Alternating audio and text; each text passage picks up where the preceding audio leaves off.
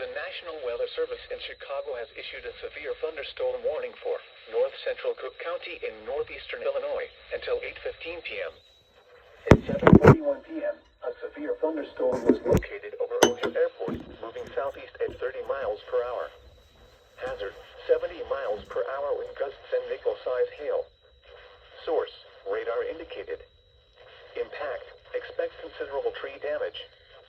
Damage is likely to mobile homes, roofs, and outbuildings. Locations impacted include Chicago, Arlington Heights, Des Plaines, Mount Prospect, Oak Park, Glenview, Park Ridge, Elk Grove Village, Niles, Austin, Melrose Park, Maywood, Franklin Park, Norwich, Belmont Cragen, Dunning, Portage Park, Humboldt Park, Elmwood Park, Morton Grove, Bellwood, Schiller Park, River Forest, River Grove, and Harwood Heights. For your protection, move to an interior room on the lowest floor of a building.